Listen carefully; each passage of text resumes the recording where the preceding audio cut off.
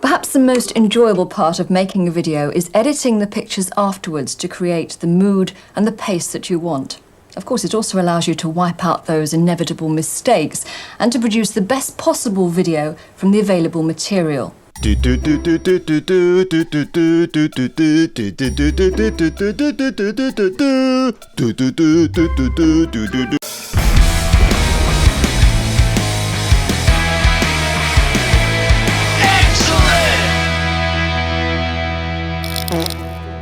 When he talks about seeing the world burn, right now I'm enjoying the world burning around me. It's absolutely chaos. It's pandemonium everywhere. Associated with some men just want to watch the world burn. And let it carry on, because every time I watch the news and I have to hear some story about, the latest one is about the Artemis rocket, and now there was a message about, we want the first woman and the first person of color to go to the moon. I've got to sit there, I've got to act not surprised anymore. I'm not surprised at the news itself now. The mainstream media has to find a way to angle in everything about diversity, inclusion. What, are you going to get a trans person in space very soon? Don't even wish for that. It's going to happen. Trust me, we're not far away from that.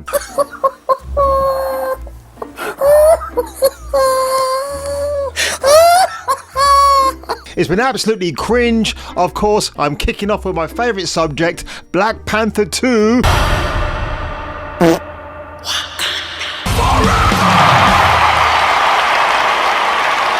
One of the most cringiest sequel titles I've ever heard. It's not like Mission Impossible 4 Ghost Protocol. You know, when that kicked into gear, you knew we were on the dawn of a new beginning for this franchise that is Mission Impossible. How come Tom Cruise gets it right? How come Tom Cruise can do an actual better James Bond than the people who run James Bond themselves? Let's get into this. Marvel exec says Black Panther Wakanda Forever is like Francis Ford Coppola's The Godfather trilogy. Really, you're comparing yourself to I would probably call it the golden age of cinema, the 70s for sure. I mean, to say this, you're comparing it to The Godfather. It's like comparing pineapple pizza to a hamburger. It just does not work in the same way. I'm willing to bet this Marvel exec is probably a female as well at the same time, because you know what? If you see a bad take like this, you got to scratch your head and think it's got to be a female. Probably a big fat white female who's got nothing better to do. For what they say here, because there are family tensions going on between the Wakandans within their tribes and maybe from the outside as well, because Wakanda is an ethno-state, isn't it? It protects itself, it doesn't care about anybody else, and if you invade their land, you're going to get the retribution, folks. But if I was sat down with that Marvel exec, not that I want to be, I bet you that person couldn't name any of the actors in this poster. Robert Duvall, James Caan, rest in peace Jimmy, Talia Shire, who was Adrian in the Rocky movies, John Cazale, the great Al Pacino when he's not overacting, Diane Keaton, Marlon Brando at the top there. And you know what? I bet you they couldn't name either any of these actors or any other films they've appeared in. Also, to say that Wakanda Forever is like The Godfather, bitch please, I actually have the Blu-ray box set right here. Very hard to get hold of. I managed to find this secondhand, which is the only way to buy physical media these days. And I can't wait to watch these over the weekend. It's going to be so awesome. So to add insult to injury, Tim Pool had this very interesting video which I saw today. I'm just going to play you a little bit of it and then fill in the gaps in between. Content, they end up creating the paramount of racial stereotypes. But my friends, I must stress, I am actually convinced that in the production of Wakanda Forever was the intent to be explicitly racist towards Mexicans. Okay, Mexican's a nationality, but mestizos, how about that? Or indigenous Central America. So what Tim Pool is actually saying here is that there's an image of Namor, or Namor, who comes out of the water, and he's purposely got a wet back. Now, when I watched the trailers, I never thought anything about it, but of course, I do know the slur, wetback, what it refers to. And in case you don't know, it basically applies to Mexicans who are trying to get into America, and the way to get there is through water in probably most cases. I'm not a geographical expert, so what do I know? But when I heard that, when people, and actually a lot of Mexicans have called it out as well, and also a lot of the Mexicans meant to be represented by Namor are blue colored. So how are you representing Ryan Coogler and Marvel if you're presenting them this way? As somebody said on a live stream, it's almost as if Victoria Alonso hates her own kind, which I find not too disingenuous, actually. Wow. So if it was any other director other than Ryan Coogler who made this film, you'd be calling them out and out racist, wouldn't you? But as it's Ryan Coogler, who clearly has proven he cannot helm a Marvel film. He's really bad at doing action in this instance. Yes, he's great at doing the action in Creed, but he's just not a fit person for this role. Proving my point. Just because you're making a diverse film doesn't mean you have to hire a diverse director or producer. Get the best person who is suitable for the job. So we're talking about failed IPs. Another one that's coming to fruition again was the all-planned female Pirates of the Caribbean film starring Margot Robbie, because Margot Robbie, when I think of her, I don't think of her as an activist for female empowerment. She just kind of gets in there and does it. But of course, we got this mock-up here of, where did it go now, actually? Well, look, there's Keira Knightley from, I think, the original Pirates of the Caribbean film. And yes, she's wearing Jack Sparrow's hat, but she's not parading around going, oh, I want to be a female pirate. She just happens to put the hat on. And I guess now Disney kind of looked back at this and they thought, you know what, we've got to get an all-female Pirates of the Caribbean film. But as Margot Robbie confirmed in an interview with Vanity Fair, which is coming out in December, I'm probably going to pick that one up, actually. They had an idea, but it's going to be thrown into Davy Jones's locker now, never to resubmerge again. And as if Margot Robbie actually said this in a previous headline, the Pirates of the Caribbean reboot, or rebooty, if you can have females at the helm, will feature a lot of girl power. We need a lot of girl power because the Spice Girls didn't spell that out in the year 2000, did they? If treasure be your aim, just ask nicely. Oh. Okay then, well, can I have your treasure, please? No. So why do we need to be reminded about that again? Remember the 355 with Lupita Nyong'o and Diane, I've forgotten her name now, you know, the German, Diane Kruger. Good actresses, but a failed plot. And by the way, directed by a bloke, so clearly that didn't work either. So I'm glad this has failed, and I hope Johnny Depp maybe does come back to the role, but he did say in the trial with AH that if Disney offered him a certain amount of money, he still would not go back to them. So who knows what might happen. This show is so zappy, we hope it makes you happy. It's zany and it's wacky, now here's another bit. Also, another interesting story that developed this week to do with G4. Every time a G4 article comes up, I think of Al Pacino in The Godfather Part 3. Like, every time I try to get out, they pull me back in again.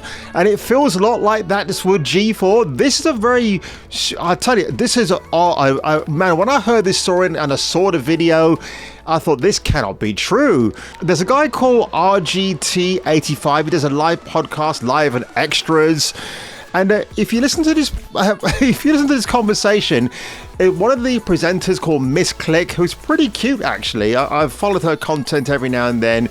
She's kind of like the offspring of Felicia Day, who's definitely sold out to her audience now, thanks to her dreadful Rings of Power podcasts. You know, this is the same Felicia Day that was in Supernatural. She was more than happy to appear in the based Supernatural show with Jensen Ackles and Jared Padalecki, and that's just kind of gone off on this very weird tangent of supporting the stuff that we hate in pop culture now. But have a listen to this about the G4 recruitment process. It's pretty insane. What do you think? I have a question, because we're talking about all this Batman stuff. Do you think now that G4 is gone, I can like talk about stuff? Of course you can. Yeah, what are they gonna do? Yeah. G4. What do you mean?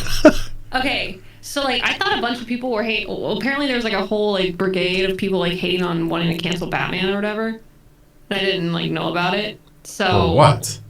Okay, so like people are always like, yo, G4 shut down because of this or that, and I'm like, bro, I was already sus with G4 shutting down from the interview process, because like they offered me like a host position or whatever, and like you gotta relocate out to LA, right? You know, like if we go through the final selection, blah blah blah. So why should we cancel Batman?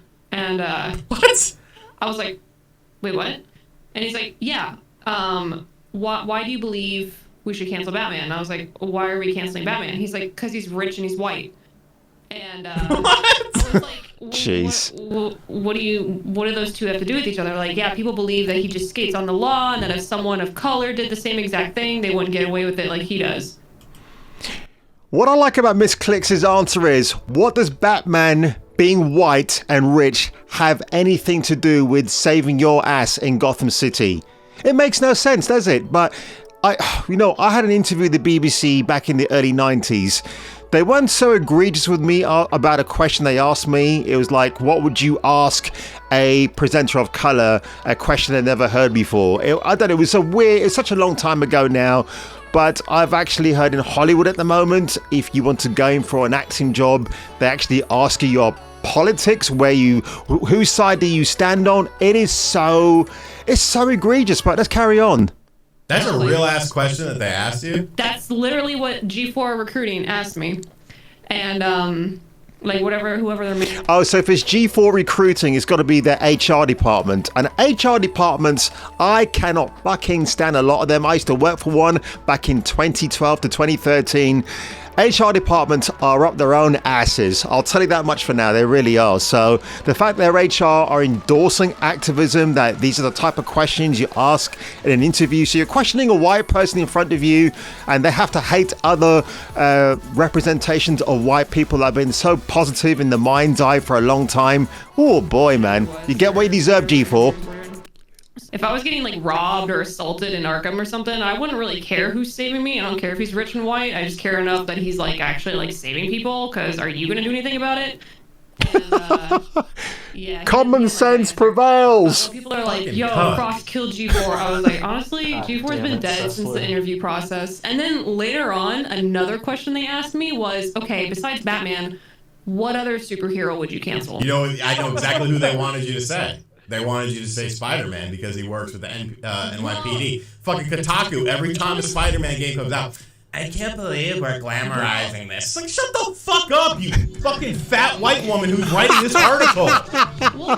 And that's something else I've said. That's why I never played the Miles Morales game, because you don't see the NYPD in that game. Suspiciously, they've been removed from the game because I guess Insomnia Games were pressured into taking the L for that. It's so stupid. If you know Spider-Man like I do, he always fights side by side with the NYPD. Sometimes they have crosshairs, but most of the time they do learn to accept the fact that he's not taking their jobs away from them. He's just helping them out to make their neighborhoods more friendly to live in New York. It's been a part of that law for years, since Stan Lee created Spider-Man in 1967. So the fact that people are just getting butt hurt now that we've got the NYPD in a Spider-Man video game. Yes, Kotaku's stupid anyway. I mean, they've lost their identity and they've lost their relevance a long, long time ago. But good for Miss Clicks for actually highlighting that. I think it opened up a lot of eyes, and look, I've seen her content. She doesn't strike me as the kind of person that's going to make up stuff for clicks. Ha ha ha ha ha. Well, I'm afraid we'll just have to leave it there. We've been talking about the current state of British politics, and you've been looking at a great pair of knockers. I started off this video with Black Panther 2 and I'm ending it in the same way, just like I wish that film would end. So there's a guy called Mexican Iron Man, really funny dude. I'm just going to play an excerpt of this, what his impressions or his thoughts after leaving Black Panther 2 and how his people, how did he feel about his people being represented in such a positive light in Marvel's sequel? But let me tell you this, I am sick and tired of my white brothers and sisters made to look like assholes and cucks and bitches.